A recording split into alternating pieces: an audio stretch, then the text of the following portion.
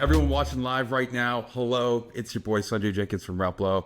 I've got quite the crew here today. We're talking about media buying ahead of Black Friday and Cyber Monday. That's what we're here to do. If you're watching the recording, you missed the live thing. It's awesome. It's actively very sick. We're going to cover a lot of ground today. And my favorite part about this type of format is that we're going to get a chance to debate each other. We're going to start poking and prodding at all of our different strategies. It's going to be an open conversation, not just a bunch of talking heads coming in, dropping stuff, and then moving on. So we're going to have a legitimate conversation. I'm going to let everybody intro themselves here in a second, but I'm just going to rattle off who we have on this panel. We've got Phoenix, CEO of AdBeacon, Alex, co-founder and COO of Iris Finance. We've got Daniel, Client Strategy Director from Sendlane. We've got Blake, VP of Marketing from Digioh, and Chase, the founder of Sirge. I'm going to start with Chase. Chase, give us like the quick blurb. We're going to go around the room and make sure everyone knows what everyone does. But Chase, give us your spiel, buddy. I'm in the agency space. We focus on Facebook and TikTok ads for thousands of different e-commerce brands. Have a training company where we educate people on different media buying strategies, and then Sirge, where we focus on CRO optimization, improving our conversion rate, kind of all the different pieces of the funnel to be able to really scale up. Incredible. Blake, give us the TLDR on who you are next. Absolutely. Blake Imperl. I'm based in Portland, Oregon. I'm the VP of Marketing at Digioh. For those who don't know what we do, we essentially help brands create funnels that convert a lot higher than average on-site or off-site conversion rates. So we say about 3x on average what we do. We work with about 2,000 D2C brands, many of which are on Shopify. I'm a former email SMS marketer. That's my bread and butter. Worked very closely with my friends in the paid side of the house. So just super passionate about media buying and really just bringing a lot of value to the table there. Incredible. Daniel, you're up next, buddy. Yeah, Daniel Monte, 10 years of retention marketing experience. I'm a retention marketing expert. Worked with brands, built agencies, and now I'm on Sendlane trying to make sure that all of our accounts are great within email and SMS. Fantastic. Alex? Yeah, co-founder of Iris Finance, which is more usually defined with my co-founder, Drew Fallon, who's much more popular online. We're helping brands leverage their own data and systems to do more forensically accurate forecasting, to avoid making inventory purchasing decision mistakes, and run a more financially efficient business. Phoenix, bring us home.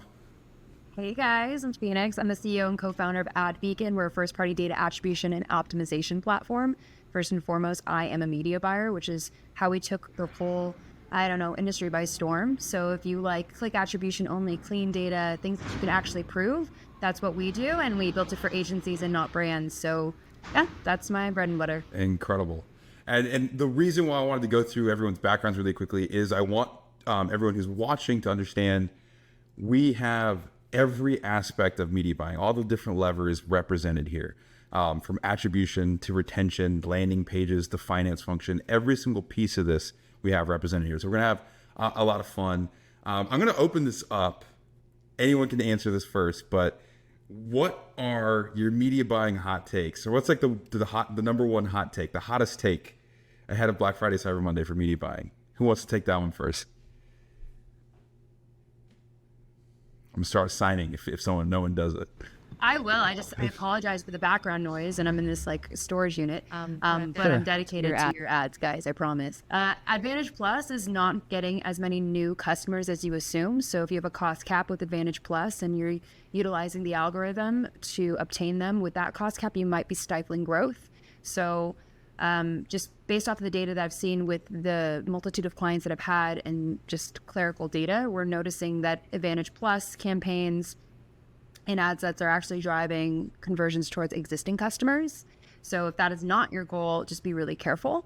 And then again, that cost cap, everybody is like cost cap, bid cap, which again, this is totally your own opinion and we could fight about it here, is you just have to remember that if you know that there's issues with tracking, et cetera, relying on an algorithm to be able to get that cost cap or CPA, you just have to be really careful with that, especially during a scaling period. So that's my hot take. Does anyone want to challenge that? Any dissenters here? No, if not, I agree. I'm not a big fan of cost caps. You gotta have really valid margins. They work for TikTok GMB Max campaigns, but Facebook a no-go. I want to like make sure we get like a couple more hot takes in there, but I do want to pull on the string really quickly. If you're on DTC Twitter at all, it like the cost cap, bid cap conversation is like the thing that everyone's talking about, and it's been like that for like the last few months. Why, or why not? Why aren't they the bee's knees? I just think, again, back down to it, like, you know, for me, what would often happen is like certain campaigns wouldn't spend. And it was because, right, it would have these, I call them like bumpers. They try to like really try to make things as simple as possible. So if we have a goal of X and, you know, they're not obtaining X, then you're not going to spend. And then on the contrary, you also have to think about the data that you're relying on to hit that cost cap, or let's just say target CPA. So if your target CPA is $40 and Meta is saying that it got you, you know, 40 purchases at $40 CPA or less than that, and then you go back into your Shopify store and that isn't, those numbers aren't adding up, you're really relying on what one platform is telling you and then creating boundaries as to when to spend and not to spend off of that. So I'm not very big on that. I like clerical data. I like it as clean as possible, maybe even a little too clean. But yeah, that would be my counter to it. And to Taylor Holiday, who is still a friend. Chase, what about you, man? What's your take here? Cost caps are good if you understand your margins and you're trying to just profit off the same product. If you have a bestseller, it's really good. But if you have multiple products, it doesn't really make sense to go cost cap because scaling becomes much harder. And then, like, I think a lot of people get it backwards. If you're going to, I mean, with cost cap, trying to only focus on profit, whereas like a loss leader, and then you make all your money on the upsells in the back end, that could be a lot more effective because trying to get exactly what you want out of it doesn't work unless you know your ads are dialed in. That's like the big problem with cost cap. So it's very specific to who it works for. And then to the point that Phoenix was saying, like, you're not going to get your full budget out of it if you're trying to scale. Now, and I'm not the world's greatest media buyer by any means. I'm very far from it. So I've seen some conversation of like some accounts have to be entirely cost cap versus like you can have a mix. Like what's the, like when it works? Are you in a like a dumbwaiter right now, Phoenix? Oh, yeah, sorry, I was confused by the background. That's all good. So I was just kind of like on a tactical basis, like if for the accounts that it does work for, is that entire account set up for cost caps? Like is everything running on cost caps? Not necessarily, but it's usually the bigger brands that are spending like $5,000, $10,000, $15,000 a day that already know exactly what's selling. They have their creative dialed in. It's consistent and they're able to activate it, and it scales pretty nicely at that point. But like for the people who are just starting out, they don't know their numbers and their costs fluctuate on a day-to-day basis. You're not going to get the spend levels you need to grow your store.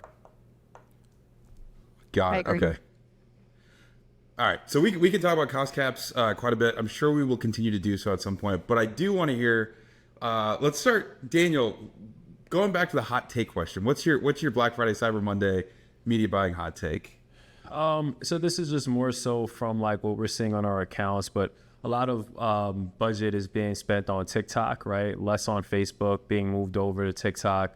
Just understanding customers' pain points and, you know, what they're saying is like, hey, like our ads on Facebook aren't converting as much. We're going to sort of pivot and sort of like really magnify the attention and strategy on TikTok. So, I mean, obviously we'll need a strategy from a retention perspective, but that's like the latest trend that I'm seeing on our side. Any dissenters there? Any pushback? Yeah, now I am not an acquisition expert, so take it easy on me. Retention is my home, but you know, that's basically what we're seeing on our side though. Got it. Blake, what about you, man? What's the hot take? I would say I'm coming at this from like a zero-party data, first-party data collecting, and then activating perspective. I think a lot of what we see with our customers and where they're winning and not winning is thinking about how they're going to collect data on site to then retarget across the funnel. I think a lot of brands who are crushing it right now are really focusing a lot on quizzes, pop-ups that capture data and then can activate that data on site. So you tell me you're here for your significant other, like that whole funnel experience thereafter should show more of like gifts and things that you can, maybe you're on a men's clothing store, but you're a woman, thinking about how you can use that data more intelligently, we're seeing a lot of wins right there right now. So I would say hot take, not using data enough once someone lands on that site to then create a better funnel experience there. Dude, that's like so true. It's like people think that you can just like direct users to like the homepage and like whatever you have like in terms of like the funnel, the customer journey, the welcome series should be it. And it's like, no, you actually need to tailor the experience based on the ads that you're running, and also use that information and go a step further, right? So outside of just the automation perspective, but like how are you updating the customer profiles and using that from a campaign perspective, and then also track the data from like a Triple Well or any type of third-party tool to sort of understand how many clicks or attempts it takes to actually get the conversion from the point of seeing the ad. So I'm with you on that. I love that. Yeah. One of the things I always struggle with is convincing people that this is like, they still have the time to do this. We're recording this on October 30th. Like there's still time to go do this. When y'all are like having these conversations, what are typically the things that you have to like, what frames do you have to break for people to like convince them like, hey, like go do this right now. It's actually not as much work as you think it is. Or do you just tell them that it is a lot of work and let them figure it out? Can you convince these people to? Yeah, go ahead. With what we were just talking about even right there, like data collection activation, like, you're spending all this money on your ads, like to set up some pop-up experiences that just create, I came from XYZ funnel, like I'm seeing something relevant to that. That stuff can be set up in a matter of hours. Like we do that all the time for brands here at Digioh, but like, I think that stuff, definitely a lot of brands are thinking about this in July, August timeline, but there is still wins that can be had. Like we're talking to brands right now, we're setting up stuff with, data collection once they land from an ad funnel on site. So, there's always gonna be resistance, but I think a lot of the stuff doesn't take like, days to plan. If you just have a couple things, I think you're gonna already be in a pretty good spot for, what Danny just said even there too, that stuff. Like there's a lot that you could be building on that respect too. Yeah, I think like ideally you like to start testing. Like for me, when I was on the brand side, I would test like these ideas that I like to run on Black Friday, Cyber Monday in the summertime, like June, July, see what sticks, see what performs above the baseline, and then just add that to my arsenal.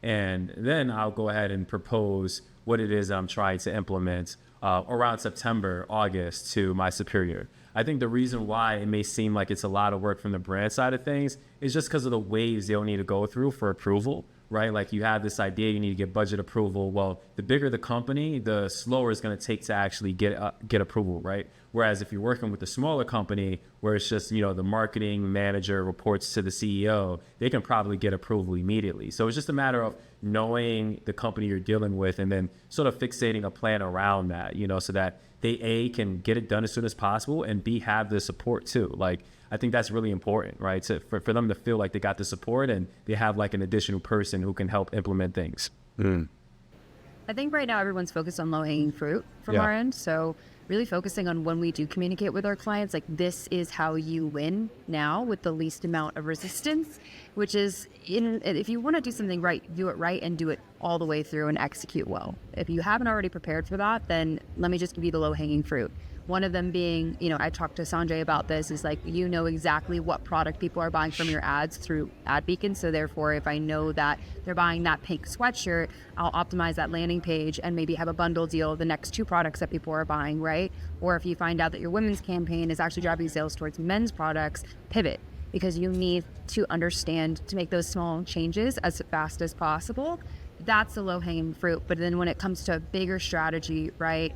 To your point, Daniel, knowing that they have the support, knowing that they can actually execute, who is going to be responsible for that, kind of eases that. BFCM is a really daunting time. People are like, really freaking out about how to win. And at least in my experience, palatable, easy insights for wins do the best, at a small, like micro level. And then macro is obviously way more planning in advance. Yeah. And then backup plan. I typically like to propose. So this is actually a real life situation. It was a big brand that's rolling with us, and they're working with me directly. And I'm like, okay, guys, like you're about to be ready next week. Here's like two paths here to success for your Black Friday, Cyber Monday strategy.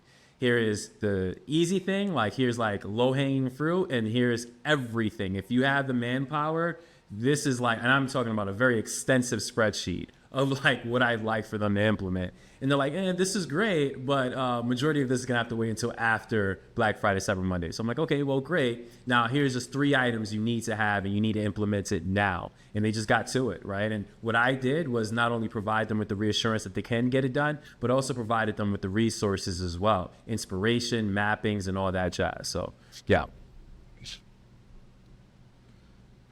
All right, so I'm gonna transition the conversation just a little bit, mostly because I'm gonna make Alex speak. Usually, his co-founder is the one that's doing all the talking, so this is a great opportunity to shine. As we we're going in, we're spending all this money. A big part of this is the balance of making sure you have enough inventory on hand, making sure you have like actual cash or some sort of credit facility to be able to like fund Black Friday, Cyber Monday scaling. Alex, what's the skinny? Like what can brands do to be ready to handle like the scale that's about to happen? Yeah, I think one of the things that we see that's the lowest hanging fruit where brands that don't either take the time or want to invest into figuring it out until they're at a point where they're forced to is, not every product that you're going to sell is going to have the same velocities and also the same margin profile and risk that's on your site. So there's oftentimes a disconnect in terms of what marketing thinks should be a KPI or a target to really push forward. And there's not often a gut check on how they're going to balance what makes the most sense for the business. It can be something as simple as we've seen people not realize that if they have a red and a blue SKU, the red's velocity is 30% higher. And the margin profile has, let's call it 400 basis points better economics than that blue one. And they're sitting there investing into creative of what they think looks better, what they think is going to perform on Facebook better. And even if Facebook looks like it's performing better, if the margins don't actually line up, it doesn't make a ton of sense for you to continue to invest in pumping a SKU that doesn't have the best economics for your business. And oftentimes, there's just that lack of education between marketing and finance that hurts brands. And if you're going to come out of Black Friday or go into Black Friday with the goal, both marketing and finance should be on the same page of top line isn't ultimately as valuable as the free cash flow that you're going to generate at your business. So take the time, either this week, next week, whatever it is, you probably already have your inventory capacities locked in. But as you're going through the next quarter, really start to understand not just like what your best sellers are, what are your most profitable sellers, and use that as leverage, especially because what I think gets lost probably in D2C conversations or marketing-based conversations where I don't spend as much time. But our Black Friday, some Cyber Monday is really the month of December, where brands are going to start to look at their 2025 forecasts and KPIs for what they want to do, how they're going to buy inventory, and how they're ultimately going to run their business a year ahead. And the biggest area that we see brands ultimately miss opportunities on for getting leverage, for getting access to better lines of credit, for having better operational efficiency is just look at the KPIs of the profitability or contribution margin on every individual SKU, and then the velocities that are there, and create some sort of deduction between the two of what's the velocity versus the margin profile, and where should we invest in buying inventory for those units. Bars. From what I understand, I know Phoenix, your app allows people to do quite a bit of like some of that work as well, right? Like being able to understand product velocity. Chase, remind me, does Sirge allow you to do that as well? Is that something or is that something you just can do as a person? Yeah, you can, but we're more focused on like optimizing the site, getting the conversion rates better, so that way you can convert more people whenever you're driving traffic. So I'm just really fascinated about this. Like years ago, when I was a e-commerce director for a company called Buff City Soap, I had a conversation with Taylor Holiday, and one of the first things he ever said was like, "Hey, like send me all of the cogs for each of the SKUs." I was like, "Why do you need like all of it?" Like it was so interesting to me. So Alex, you're saying do at each individual SKU. You should still be doing it. You should be still looking at the margin profile of every single SKU, not just the categorical. Every month you should be doing it. Okay. And I think like one of the challenges that we've seen peripherally, and take everything I say with a grain of salt, because I've never run an e-commerce or CPG brand, and I have also never bought a single ad in my life. So I'm a finance and software guy. So like the numbers just don't lie to me. And the most profitable businesses that we see across our platform, and we see, nearing 5 billion in GMV annually, the most profitable brands are the ones whose like SKUs aren't, ripping on Facebook per se. And it takes them a lot of time to figure out how to market the product effectively. And I think that's also where there's misaligned incentives, where you can have a product that like people love clicking through on Facebook and might have a theoretical good conversion rate. But if the cogs on it are way too high and it squeezes your margins to, this single digit bottom line, profile, that's probably actually not a long-term sustainable model for you to run, versus figure out like what are the most profitable, where do you have a really high margin profile on a gross profit basis, and figure out how you can ultimately like figure out how to run ads that make sense on a contribution margin basis. And it's a difficult problem to solve, but I think the brands that are more patient with it rather than trying to constantly throw fuel at a fire, regardless of what happens, in the long term, create more enterprise value and less dependency on credit lines and less scares on inventory, which is really the catalyst of what'll break a brand. If you don't understand those economics and the velocities going into how you're going to purchase inventory, misappropriation of budget on inventory purchases and being, I think, overly optimistic on what SKUs you think are going to hit is ultimately what puts brands out of business. I would say that like from the hopefully non-view of us being rapacious in terms of how we evaluate brands, the brands that create the most enterprise value, which are the ones that can pay their employees the most money and have the most free cash flow, are the ones that are more pragmatic about having those conversations, and the ones that are willing to say the non-sexy work of our business of just being brutally honest about what product actually sucks from a margin profile are the ones that long-term have the most success and generate the most income, which allows them to pay their employees more money and for them to not be hitting panic if they haven't hit their annual goals coming out of Black Friday, Cyber Monday. Once again, bars. There's so much. Chase, I saw you nodding along. Tell us why. Tell us why that resonated with you. No, I agree, because I know a few people that have built e-commerce stores, and then the one mistake they made that sealed their fate for not being able to continue was buying too much inventory after like Q4, where they see their revenue growth just go crazy. They make all this money and they think it's going to carry on into Q1. And so they're like, oh, I'm going to buy a lot more inventory, but it's usually not the case. Usually in Q1, things drop. And then they have all this inventory they're sitting on, and they don't have enough cash to, fund acquisition to sell it all. So a lot of people get caught up in that bottleneck at the very end of the year. And I like the margin. The biggest thing that people want to cut expenses on is they actually don't want to invest into their finances, which is why like people try and cut corners and use like cheap bookkeepers, or they like don't want to hire a fractional CFO or don't think they're ready.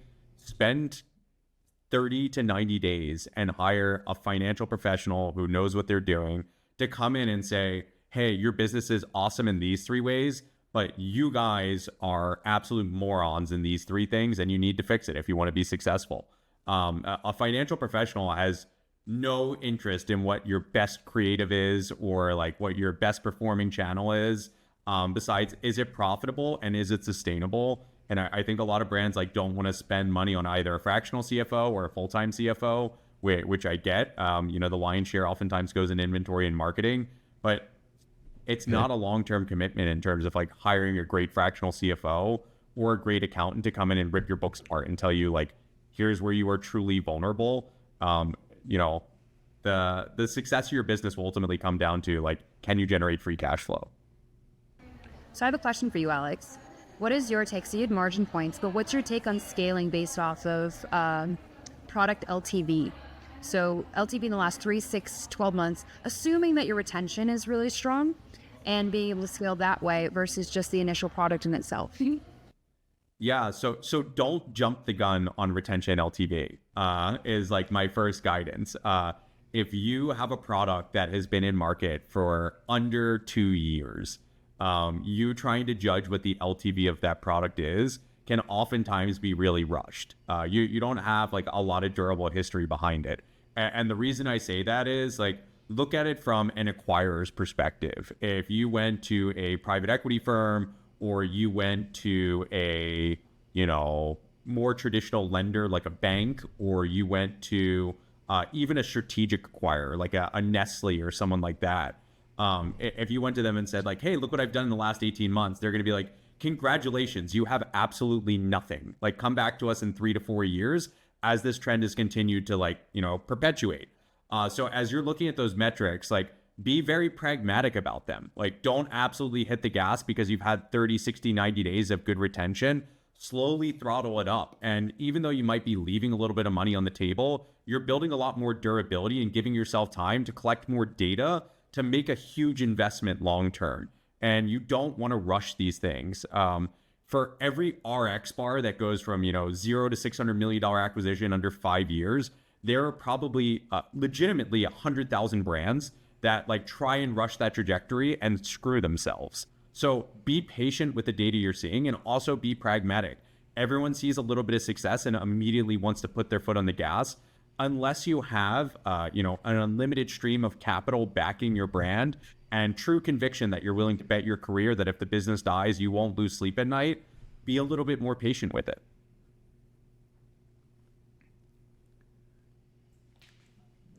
Felix, does that adequately answer the question that you asked?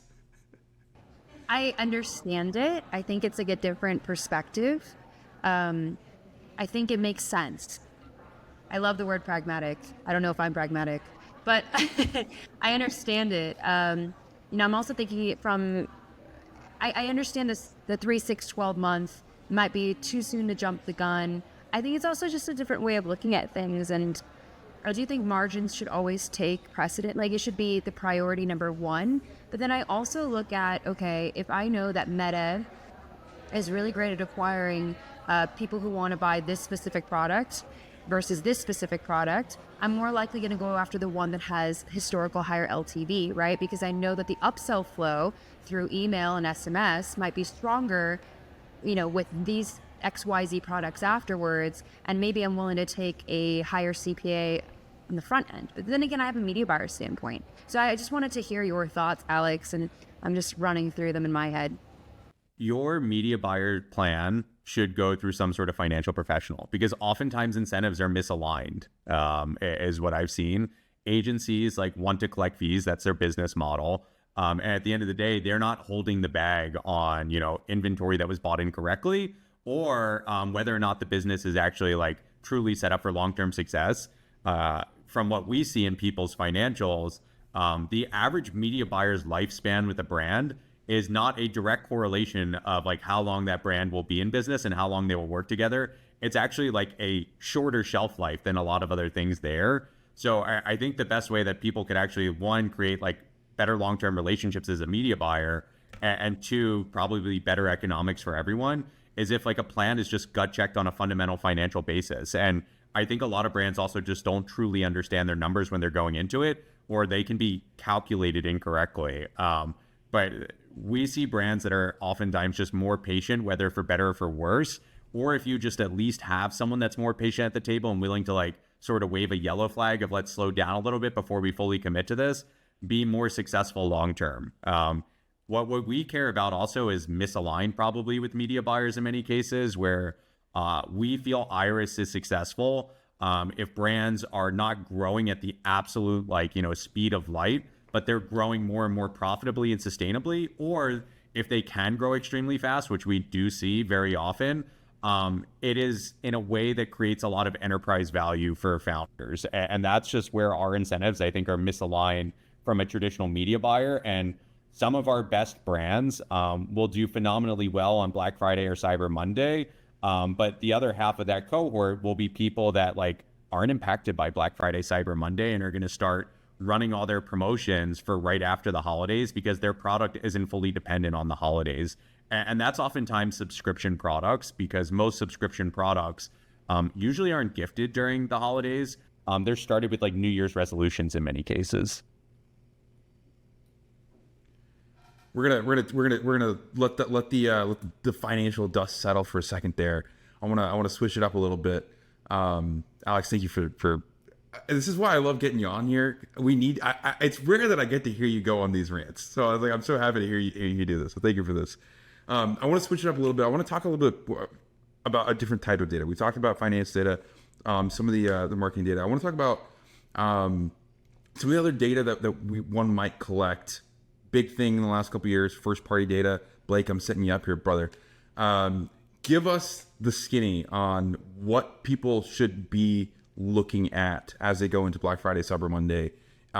Maybe within the context of first party data, maybe broadly, whatever you think you want to start with. We'll kick it off from there.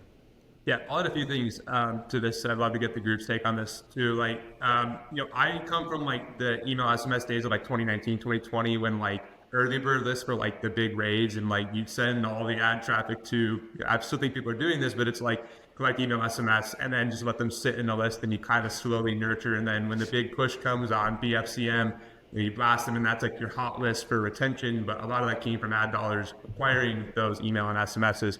I think what a lot of like missed opportunity happens though is we're not collecting the right data about these, subscribers, email, SMS, app downloads, whatever the case is, pushing that data back into your Google ads and meta ads, etc. So a lot of the ways that we do this is quizzes. So like brands are crushing on quizzes right now, capturing all that zero and first party data. But I think it's a step earlier is actually thinking about, before someone's opted in, like identity resolution tools are pretty hot right now. We have our own at Digioh, so you're kind of creating this server side, graph, if you will, of like Sanjay's looking at maybe a blue sweatshirt. We haven't gotten Sanjay's email SMS yet, but we know when he comes back and does opt in that we've got all this data on Sanjay on his profile. I think that type of data is so valuable when you think about personalizing the emails that go out over BFCM, the texts that go out over BFCM, maybe the ads that they're seeing in retargeting. You can push all that data back into audiences. I just think like a lot of brands don't get out of first gear with how they're thinking about data collection and activation. But this is like the best time to be doing it right now, because it's going to be a heck of a lot more expensive if you don't have that data to try to get that closer to BFCM time. So that's kind of my perspective. But I think we'd love to hear the group's perspective on that as well. Chase, you want to go first? Do you have anything to add to that or respond to that? No, I agree with everything he's saying for sure. I mean, sending your data back to Facebook, that's super important. Having the conversion API, making sure that, if you have people who are spending a lot more money on your website, coming back, making multiple purchases, you definitely want to segment out those people and then have them on like a VIP list. I think a lot of people go wrong just speaking generically to everyone, whenever you can have, more direct communication flows with each of these different pockets of people. Like we've done this in the past where, if somebody spent a lot of money on the website, like giving them, here's a free $5 coupon or a free gift, and they'll either refer their friends and bring in new customers, or they'll, end up having to use it because there's nothing on the website that's $5, but you've been gifted it, right? But that's a specific segment strategy that's only to loyal customers to get them to spend more money versus just having a generic, here's a $5 off for everyone. So you definitely want to be more, specific in your recommendations. And then even if like specifically with clothing, if somebody's searching a specific style or tend to buy, the same colors over and over again, you can have your product recommendations and like leverage AI to essentially show them similar products based off of that, rather than just having, just your basic product listings. Most people just upload to their Shopify store, and as you scroll, it looks the same for everyone, but you can dynamically update that per customer if you have the right information. So it's a lot more powerful as you scale and you have that data. How do you got to that? start collecting. I'm actually kind of curious to know what tools do I need to go install on a few Shopify sites tonight? Because that sounds sick. I have no idea how you do that. Yeah, just look up product recommendations with AI. There's so many tools now that are doing it. Phoenix, anything to add in response to what Blake put forth? I mean, if we're talking about first part, I agree with everything Blake said. So Blake, you and I are aligned. I think also just to add to it is, from a media buyer's perspective, Alex, is really just thinking more in terms of when you do scale. I'm a huge proponent of utilizing first-party data, obviously, and being able to understand what campaigns, ad sets, and ads to actually scale versus what the platforms are telling us. Especially in a time that has such aggressive scaling tactics, it's kind of difficult. So obviously, I have my hot take. I do click attribution only. And a lot of people don't believe in that. They want to do view attribution. So for me, I like to at least have like a first, last name, and order ID attached before I start to make the move and know for sure something's working. So again, like scaling off of data you can prove. Another thing too is like the sooner you do that, the better. So first party data is your data, and segmenting your lists and understanding the quality in which the types of customers you're obtaining from which channels, I think is really important as well. So I'm a huge proponent of RFM. I don't know if you guys are familiar with RFM. No? Yes. We had when we recorded our podcast, I think I spent about 15 minutes waxing poetically about Peter Fader and his fancy retention math. Yes. So I like to just look at, so you just take your existing customer data. You don't have to have a platform like that. So you could just do it on your own, right? And you have a ranking score of 1 to 5, 1 being worst, 5 being the best, in how recent they bought, how frequent they buy, and how much they bought.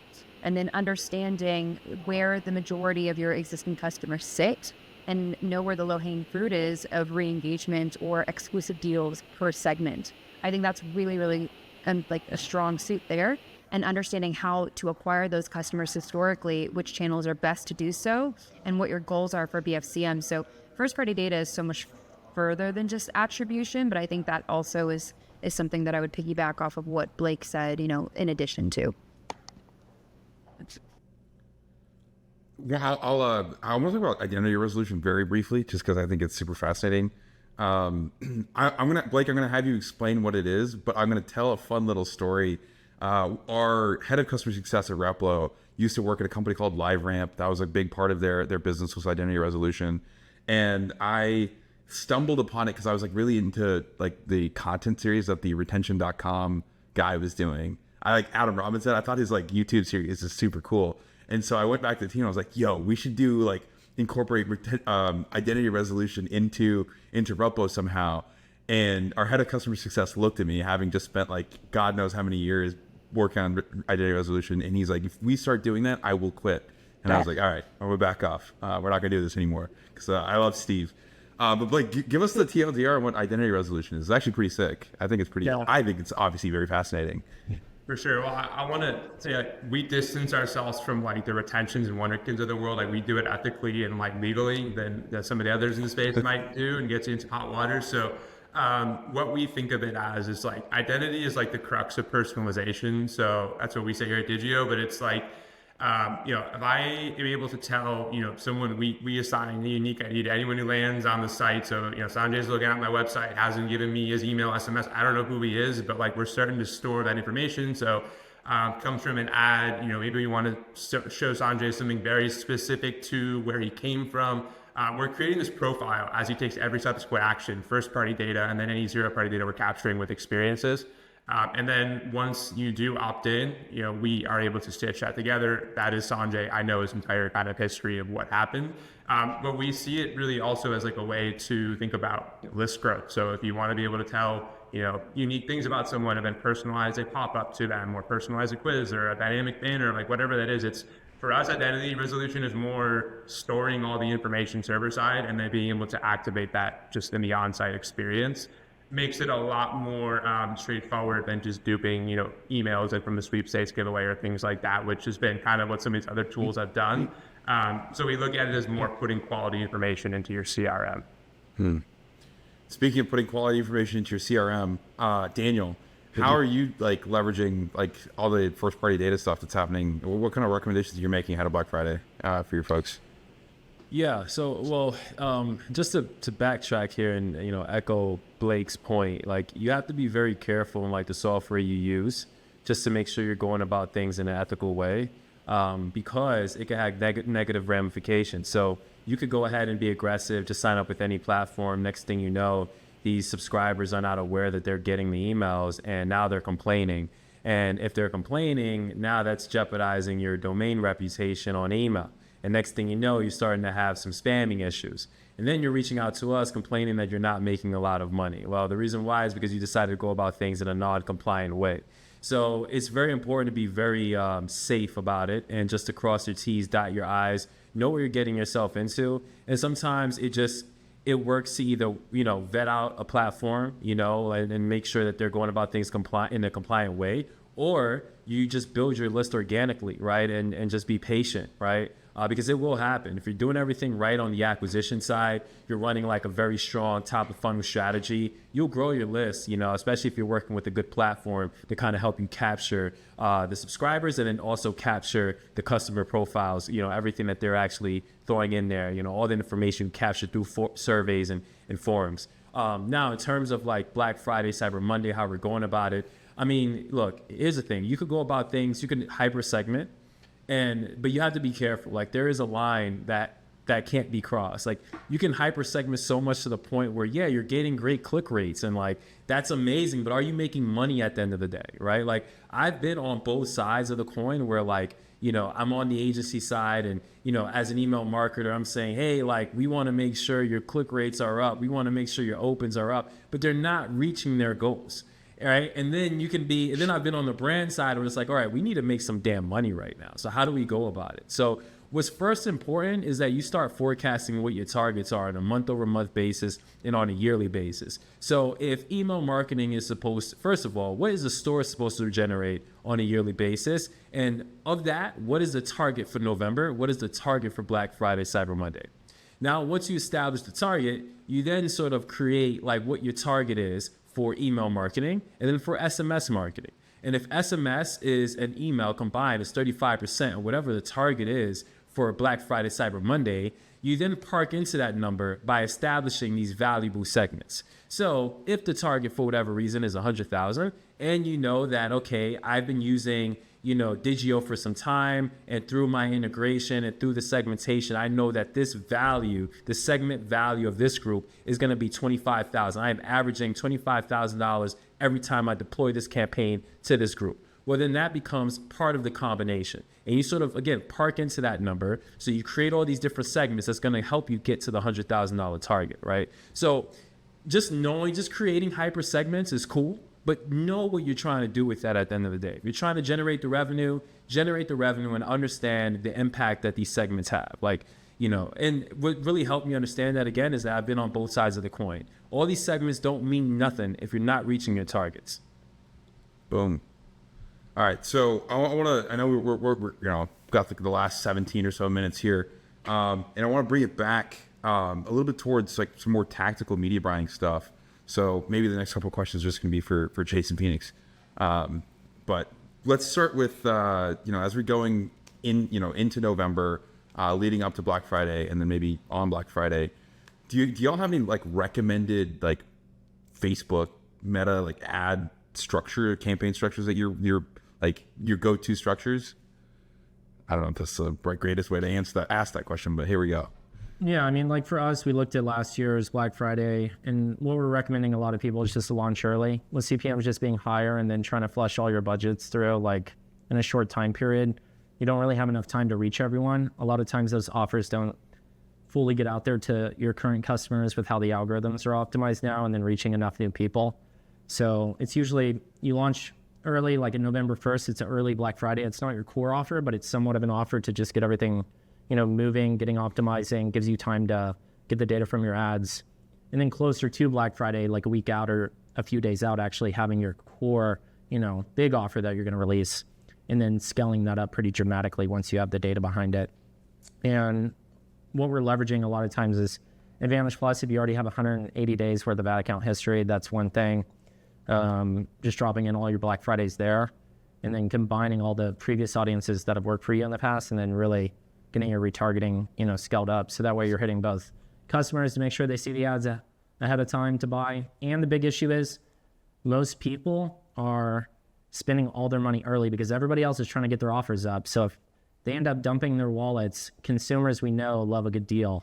So they start to spend all this money come Black Friday, and you're just now launching your offer. It's not even that it's not a bad offer. It's just that people bought so much other stuff, and now they're like, I need to get this one more thing, or they have to go talk to, you know, their significant other. Hey, there's another deal. It just came out. I got to get it, right?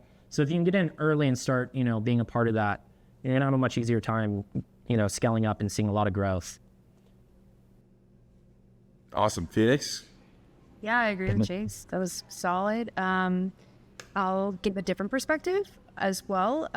What we've done in the past is, like, I like to compare adds to taking up rent in your head when you're dating. Like you're dating a guy or a girl, and that person needs to take up inventory in your head and constantly be in your head. So how do you do that with your ads leading up to Black Friday, Cyber Monday? And also, so for us, what we've done in the past is we did weekly drops or weekly deals, knowing that maybe the majority of people aren't like looking for the first product, but hey, don't worry, if you subscribe and save, or you subscribe to our newsletter, your product might be on sale next week, right? So it's that free traffic or free-ish traffic, cheaper traffic coming to your site. We also love like the sneakerhead mentality of shoe drops. So we did like 12 days of Christmas where we had, one new product every day, and it would open it up. And what we noticed too is that people were buying that product at full price versus the promotional products, which was huge. And then also bringing someone in with this idea of a sale, even if it's not their product, people end up buying. It's always been the case, at least for me. And then the last component, which I think is kind of funny, is like, don't sleep on the power of a perceived gift card. So what I mean by perceived gift card is not actually selling gift cards, because I've done this I think 3 years now with one specific brand. Is we have like a photo of a gift card, and it's right after BFCM. And then we say, hey, all the, like your gift, their choice, something like that. Or just like last minute gifts. So it could be right before like Black Friday, Cyber Monday, whatever it may be, or right before Christmas, sorry. And we have like all the products under that threshold, or under like $175, right? So they see all the products they can buy with that gift card for somebody else. But what naturally happens is people end up buying the products themselves rather than the gift card. So they might be buying for other people mentally, but actually they end up buying for themselves. It's the most interesting thing ever. And it's also the idea of like a last minute gift. So it kind of is a two-pronged strategy I've seen a lot of success with. So yeah. Awesome. Another so that for last question was from the chat. I'm going to ask another question from the chat, which I'll probably add in at the end of this. It's for anyone who wants to start taking it. But Shreyas asked, just like ad testing, what are your thoughts on landing page testing to maximize both click-through rate and CVR? Any tactical thoughts on LP testing as we get to Black Friday, Cyber Monday? Chase, you want to kick us off on this one? I know this is something that you spend quite a bit of time on. Yeah, I mean, like maybe with as much as landing I do. page testing, you kind of want to know beforehand going into it, so that way you can scale what already works. I mean, from a tactical perspective of just improving your overall landing page, you want to have a lot of demonstration images that really explain what your product is, show how to use it, different variety, lifestyle, pretty much every angle that you would expect somebody to see the product when they're engaging with it. And then building out your product pages. Most people just have their product and there's nothing below the actual landing page. Like that needs to be fully structured, and, have your reviews, have the additional upsell bundles, being able to take people to a slide cart rather than just directing them, to a separate tab where they check out. Like those are little things that make a huge difference in being able to get more people to purchase, and having the right information around your product. Like if you sell clothing, like size guide is like one of the biggest things, and most people forget that. You need to mention the model info of the person wearing it so they can imagine, that sizing. And if it's sunglasses, being able to have like an AI wearable. Like these are things that people have to frame their mindset of, like when they purchase it, how am I wearing it, or what am I doing with it? And a lot of people just put the image up assuming people know what it is.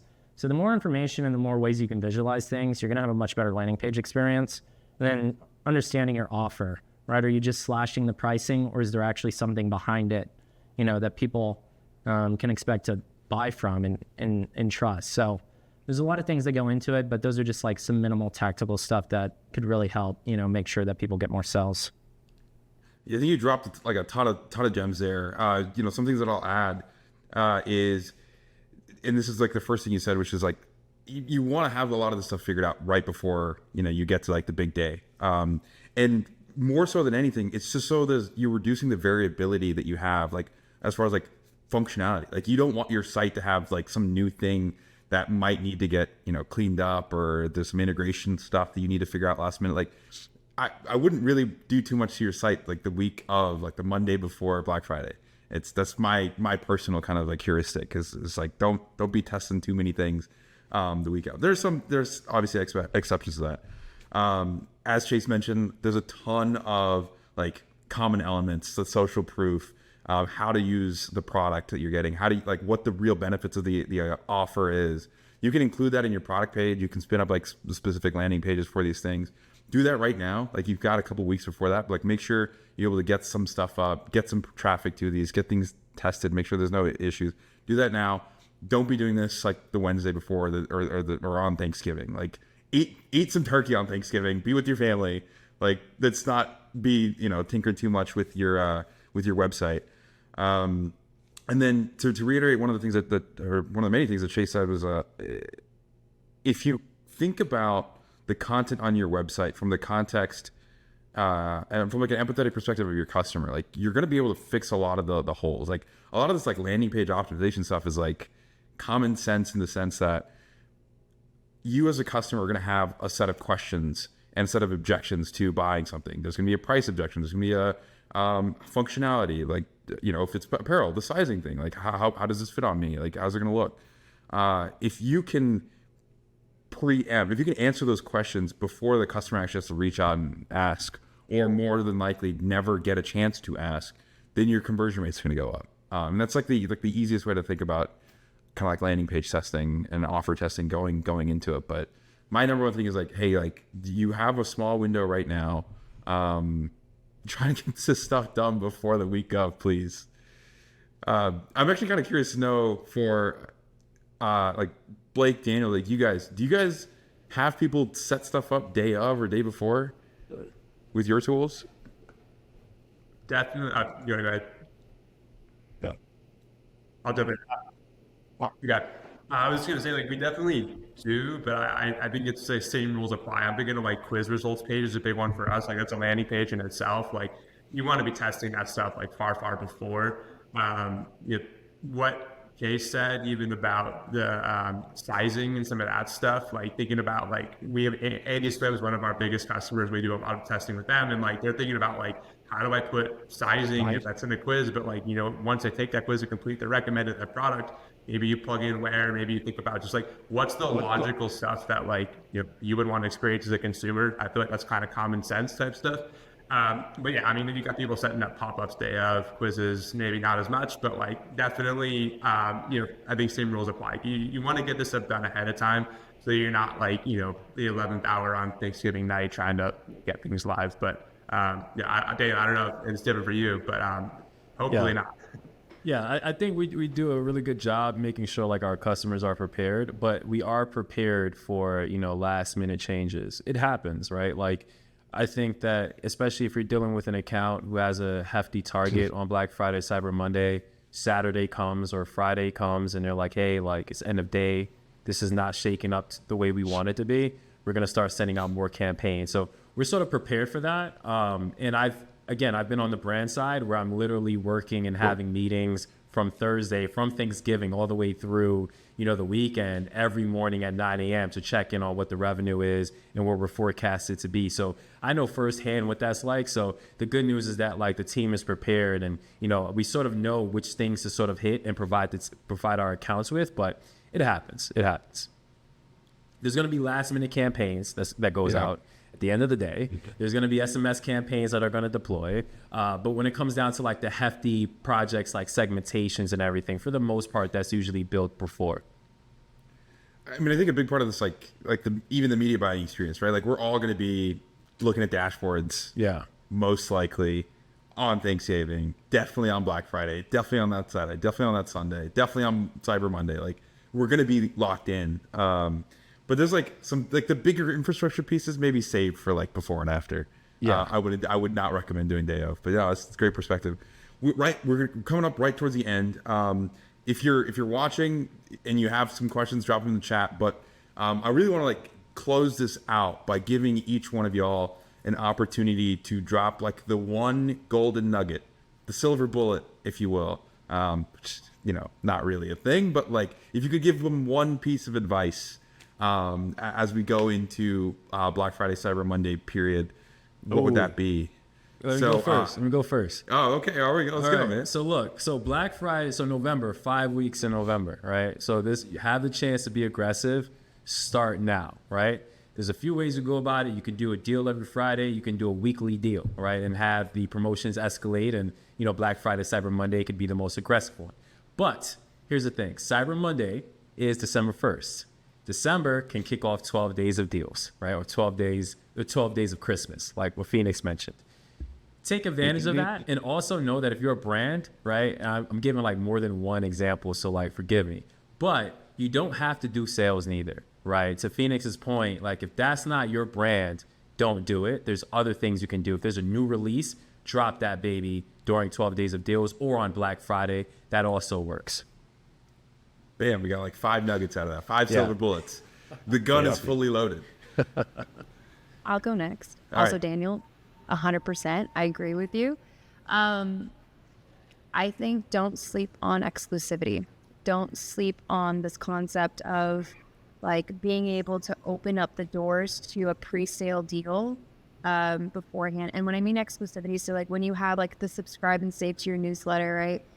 Don't say like you're a part of my VIP and VIP is like this diluted whatever and it's everybody's getting the same thing. Like really treat them that way. People like to feel a part of a community. Buy-in right now with brands is a big thing, and loyalty or loyalists. Some people like argue with me on loyalty.